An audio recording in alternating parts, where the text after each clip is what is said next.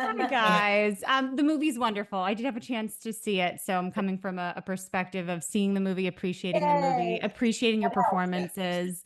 I host a podcast. I'm an actress, and I created a podcast during the pandemic called Mentors on the Mic. So I interview different mentors in the entertainment industry about their careers, how they started, how they got to where they are today.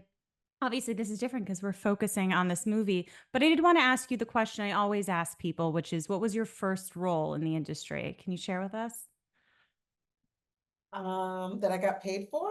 That's That I got paid Yes, if that comes to mind. Yeah, it could be Yeah. either. I take all of it, but On whatever screen, comes to mind. like on screen or on stage? Either. Okay. My first professional job was playing Dina Jones in Dreamgirls in dinner theater in Connecticut, where you had to bring your own dinner. That's pretty awesome. That's really great. Awesome. Yeah. My very first professional job was as a willow tree in Hansel and Gretel at the Met. I got paid for Oh, a rehearsal and $5 a performance when I was what a gig.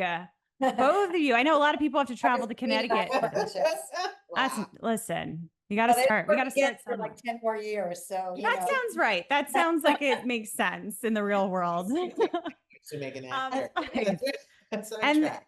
yeah, exactly. It's on track. And so what drew you to this role, these particular roles? Like when you saw the script, what interested you about these roles? I'll take it Go from take Yeah, let's start with you, Lisa. I love this that I think it's very important to tell stories about women our age. And when you see one, you have to jump at it. And also the filmmaker is a woman our age, first time filmmaker. Ooh, And we're talking about mentoring. We have a lot of experience in this industry. So it was important, I think, to both of us to mentor her in helping become the thing that she dreams of, because we need to be able to do that as women. And the only way that's going to happen is if we as women support each other. 100%. I thought the story was really sweet. It was really interesting and fun. It was the middle of the strike, so nobody was working. They had permission. It was shooting 5 minutes from my house. wow. Like, I don't see a reason why not to do this. This is amazing. How did it come to you? Was it through your age? I mean, because your agent can't really Through my give it to you. It age, was complicated at the time, right? Was there a complication about like with giving low scripts budget to people? indies, with low Right. budget indies. I believe I read the script before the writer's strike was official. Got it. And then the writer's strike happened, and then they had to get a waiver. Got it. Which they did. So Got the love waivers. them for it. Yeah, it was quite a process for Sherise, because what a time to pick. But at the same time, it was the perfect time to pick it because Right.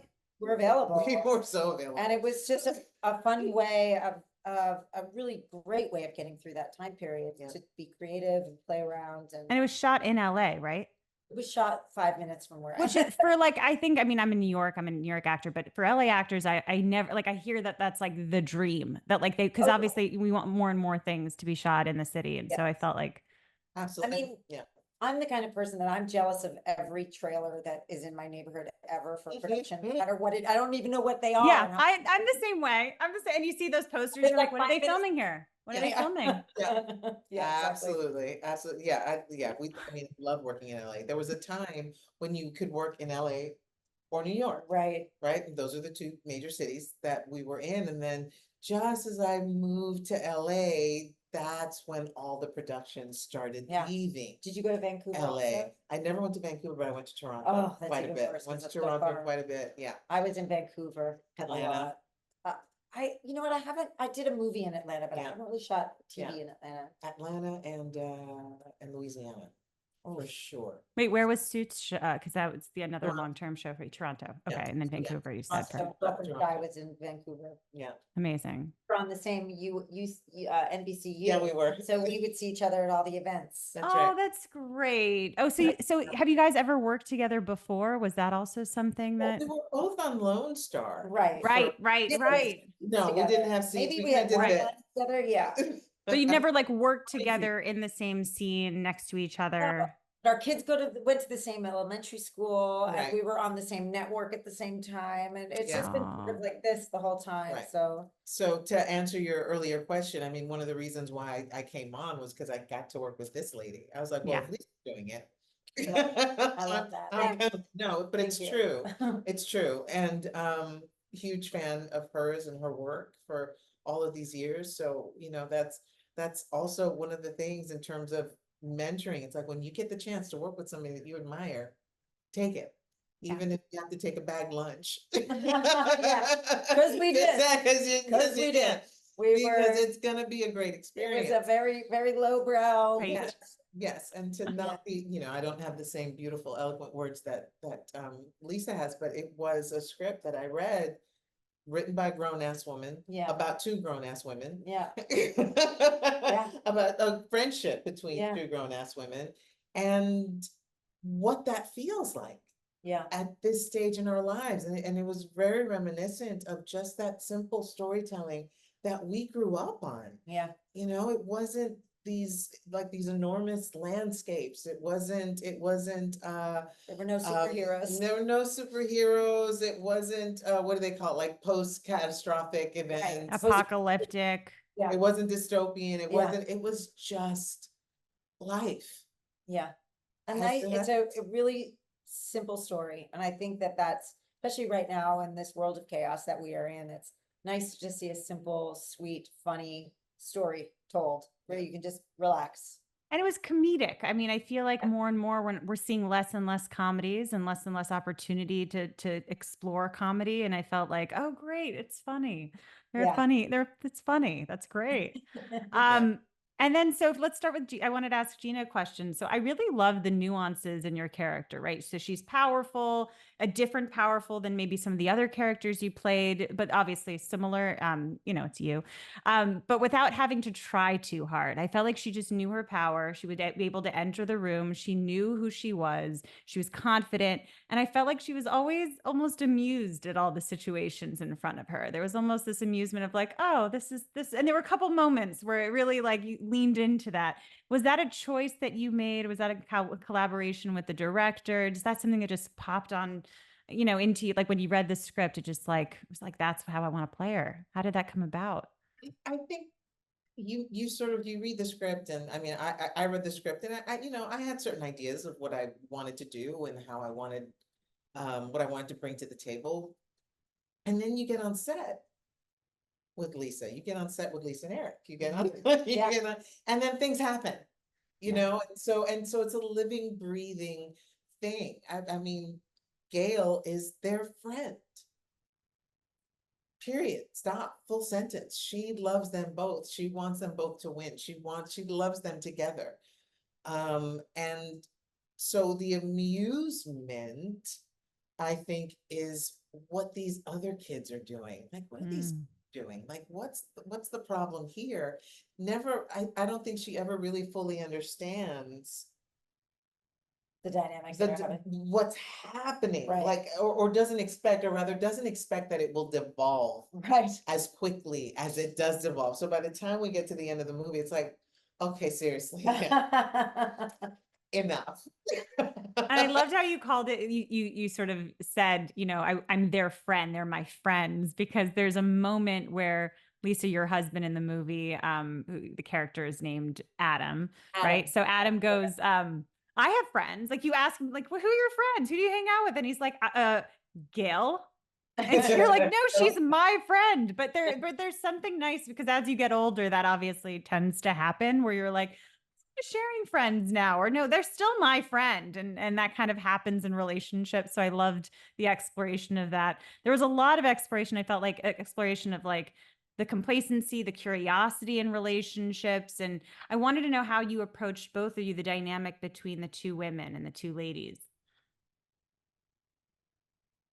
I think that as soon as Gina was cast, I knew I was safe. Yeah. And then she got on set and she was like, tell me what movie we're making. And we just sort of like hashed it. Like, I really felt like she showed up because I was there, and we were just gonna create the relationship that we needed. And certainly it was on the page, but it was, you know, like everything else, it's like how it sifted through your body. Yeah. And we'd never had the chance to do that. So we just made it as fun, light and experience as we could. And that was great, just great. I felt that as a viewer. I felt like it was so interesting to watch just how much fun it seemed like you guys were having in a scene. Like it felt like it just was going back and forth. There were moments, I think, you know, you just see, I think even in the like image for the movie, you have Lisa kind of like laughing like this. It's in a different scene, but I felt like a lot of that, a lot of the back and forth playfulness. And then the two of you, which I think really interested in me. I think relationships in general were a theme in this movie. And so I loved your relationship with each other. Lisa, your character, Rachel, she has this great character arc throughout the movie where she starts to learn more and more about herself. She discovers about her relationship with Adam. I just wanted to ask you just a little bit about how you approached that journey in the storytelling of this film. Well, what I do is, as an actor, I memorize the whole movie at once. Whew. Because I that love learning about process. Okay, Lisa. that helps me be able to know exactly where I am in the arc of my character. And I want to know it backwards and forwards, because you're not going to shoot in order. You might have to reshoot things, like all kinds of stuff happens.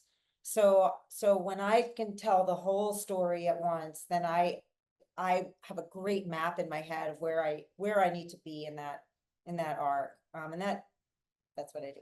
That's amazing. What are your tricks? Both of you have done long-term shows, and I feel like that's when you really get into like the memorization techniques. What are your memorization techniques? I to this day, I still have pretty good memory. And it's the last, my script or my sides for the day, it's the last thing I look at before I go to sleep. Yeah. That's it's on my iPad on bedside. I like read it. I go through it. I know it. Yeah. And then it's like I said, and then I just leave room for magic. There's show up on set. There's that moment between wake and sleep. That's a really great rehearsal moment. Because you're falling into your imagination as you fall asleep, and just a very creative space. So I love like preparing for a scene in that as I'm falling asleep. For me, I've introduced myself to men that I've dated. Like my memory is horrible, but I can remember a script. I mean, I don't remember anybody's name or face or how we know each other, but I will remember a script from beginning to end and know exactly where I am in the story. It's just, I think I've just like used all the memory power in that one slot, and it's like useless in another slot. That's it. I agree. I absolutely agree. I trained it to do one thing. Yes. Training. I get it. I feel like I would be much more successful if I actually remembered people. Fair. Yes. But we meet people. We do meet a lot of people. Yeah, well, there's that. Yeah. Lisa, I did want to mention, I don't know if you know the acting coach, Bob Krakauer. Have you ever heard of him? If not, it's fine. He's like a big coach, especially in New York, but he works with a lot of people on sets and he has classes. But I had the privilege of interviewing him for the podcast and taking his class. And I wanted to tell you, and I had his permission for this, he uses your work as an example of great screenwriting in his class. And so specifically the one, I mean, at least the scene that he had us all look at and study, and he like explained like almost like second by second, was your scene at the top of the West Wing episode, the pilot. And he just was like, look at what Lisa does. And he had us all do like a version of your scene. And then he had us watch your scene and go, this is why this works. This is how Lisa did this. This is what she did here. Do you see her reaction in that moment? And everyone goes, oh my God. Like, it's just, it's such a moment. And he said it was like, okay for me to talk to you about this, but it's, and I still think of that scene all the time. I think of your character in the West Wing. I think of both of you a lot, just, you know, not in a stalker way, but just in terms of your work, because both of you are just phenomenal actresses. Nice. love your taste, love how you approach characters. I will continue to follow you. And actually one more quick question. What TV show would you want to have a cameo on right now? Like if there was a TV show out there, you're like, yeah, I'd like to play something in that. Whatchamacallit, the one that keeps going to different hotels. What's it called? There's one that keeps going. to- Yeah, like they did one in Hawaii and then they did one in Italy. Oh, White Lotus. Yeah. Oh. That would be like totally up my alley. Yeah. The word out. Yeah, we're putting it out there. I'm really into the Gilded Age right now. Interesting. Yeah. The New York show, New York-based show. Period piece. Right? I can do Mid-Atlantic. Yes, you can. Easier. Yes, you can. Well, thank you guys so much. Again, could talk to you forever, but I'm getting the heads up. But appreciate your time and love your stuff. And thank you for this. And I'm just so happy. This makes me so happy. Thank you. Thank you. Take care, guys. Appreciate it.